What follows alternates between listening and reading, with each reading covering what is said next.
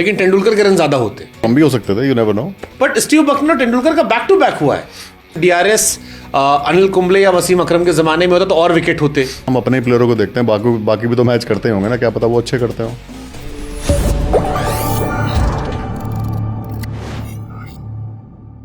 कई लोग कहते हैं कि अगर डीआरएस अनिल कुंबले या वसीम अकरम के जमाने में होता तो और विकेट होते। कई कहते हैं शायद कम भी हो सकते थे। कम भी हो सकते थे, यू नेवर नो। कुछ लोगों का बॉल जिनको आप लग रहा है कि सीधी जाती थी, उनका कैरी भी तो अच्छा होता, पहले ऊपर से निकल जाती आधे टाइम तो। लेकिन तेंदुलकर के रन ज्यादा होते। हाँ, कई बार वो बेचारे फंस गए हैं। हाँ, ये तो है। उनका तो बकनर से रिश्ता अजीब था। तो ये भी होता है कई बार, खुन्नस आती है कि यार, क्योंकि गलती हो जाती है, एक ऐसे बार कुछ तो नहीं होता। बट स्टीव बकनर तेंदुलकर का बैक टू बैक हुआ है। हो जाता है कई बारी तो ना। मुलाकात हुई कई बकनर साहब से आपकी? मैं डीडी से कभी कभी वो जब टेस्ट मैचेस में आते हैं तो मैं लिएजन होता था। लिएजन कहते हैं जो नए नए अंपायर नहीं तो चाय पानी पिलाने में रहते हैं, तब मैं देखता था। तो शांत थे काफ़ी, और अलग स्टाइल था उनका काम करने का, लेकिन काफ़ी फेमस भी थे बाद के शायद 2-3 साल। और हमारी ना एक और बात है ना, हम अपने ही प्लेयरों को देखते हैं, बाकी भी तो मैच करते ही होंगे ना, क्या पता वो अच्छे करते हो। तो अच्छा, मान लीजिए किसी प्लेयर को आपने आउट दे दिया, अब डीआरएस नहीं था, डीआरएस 2 ही दे रहे हो आप, खत्म हो गया। अब आउट होके चला गया। हाँ, अब हो तो आप खाना पीना सब साथ में खाते होगे, सब साथ ही होता है। लिफ्ट पे मिलते होगे, होटल का कमरा एक साथ होगा। ब्रेकफास्ट एरिया सेम होता है, ब्रेकफस्ट एरिया सेम होता है, कभी फ्लाइट किसी सेम ने होती पकड़ा है। कि अनिल भाई यार क्या तरीका यार, भाई हर बार मेरे पे कर लेते हो यार तुम। नहीं, वो ऐसे नहीं कहते थे, कहते यार कभी कभी तो छोड़ दिया करो।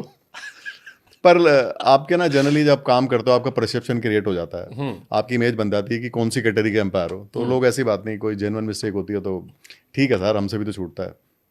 तो इतना जितना आप समझ रहे हैं उतना खराब है नहीं, अगर आपकी इमेज ठीक है तो। और इमेज काम करके बनती है, अच्छी बुरी जो भी है। हमने तो किस्से सुने, जैसे एक किस्सा मैंने अनिल कुंबले साहब सुना था कि कुंबले साहब एक अंपायर को ले गए और नेट्स में ले गए, क्योंकि दिन भर बॉलिंग की, आउट दे नहीं रहे थे वो।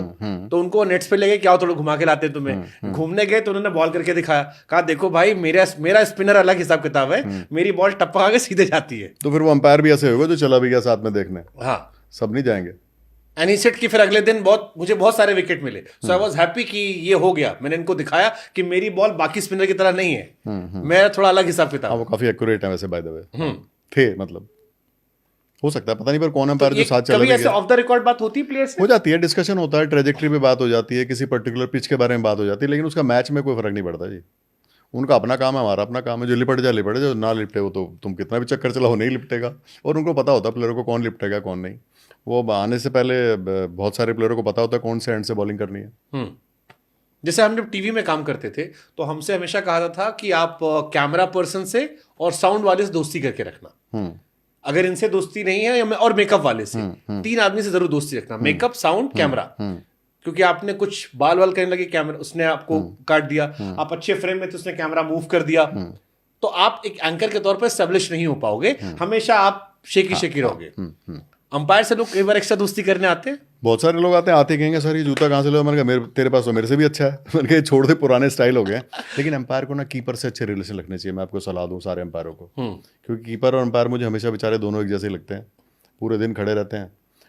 अच्छा काम करें तो तुम्हारा काम था ही। विकेट कीपर भी कितनी मर्जी कैच पकड़े, विकेट कीपर तो बोलेंगे जी कि बॉलर का विकेट है, छूटते ही पकड़ लेंगे, तूने कैच गिरा दी मेरी। अरे दिन में 10 पकड़ी, वो तो देख लो। तो कीपर एम्पायर भी ऐसा ही है, पूरे टाइम एम्पायरिंग करेगा, एक वाइड हो जाए गलत और टीम हारे 150 रन से, उसके पीछे पड़े रहते हैं, अभी वाइड गलत दे दिया भाई, 150 कहाँ से बने वो तो देख लो। तो बेचारे कीपर और अंपायर मुझे एक जैसे दोनों भाई लगते हैं, तो दोनों को बातचीत करते रहना चाहिए। मेरे को संजू सैमसन की याद आ गई, अभी श्रीलंका दौरे पर बेचारे से कैच ड्रॉप हुआ था, हो जाता है, 0 उसने बनाए थे, और सारा पूरा ट्विटर जो था बेचारे, उसे एक कैच है पड़ा था, and I was feeling so bad for him कि यार छोड़ दो भाई, बख्श दो, ऑलरेडी रन नहीं बने हैं। हो जाता है, देखो सब अपने एफर्ट मारते हैं, लेकिन यही अंपायर का काम है, ये प्लेयर का गलती हो जाती है कभी कभी, मशीन थोड़ी ना हम। अच्छा, जैसे बड़े खिलाड़ियों का हिसाब किताब अलग होता है। कई बार आपने देखा, जैसे एक बांग्लादेश के खिलाफ मैच था, विराट कोहली साहब बैटिंग कर रहे थे, रिचर्ड साहब शायद अंपायर थे, बांग्लादेश का मैच चल रहा था, और 99 या 98 पे वो खेल रहे थे, और एक वाइड बॉल जाती है और वाइड नहीं दी जाती है, एंड रिचर्ड साहब की हल्की सी मुस्कुराहट वाली तस्वीर जो थी वायरल हो गई। अब लोगों ने कहा यार ये तो थोड़ा फैन मूवमेंट हो गया, ये वाला इंडियंस ने मौज काटी। लोगों ने कहा कि इनको आधार कार्ड दे दो। मैंने भी देखा था वो वीडियो।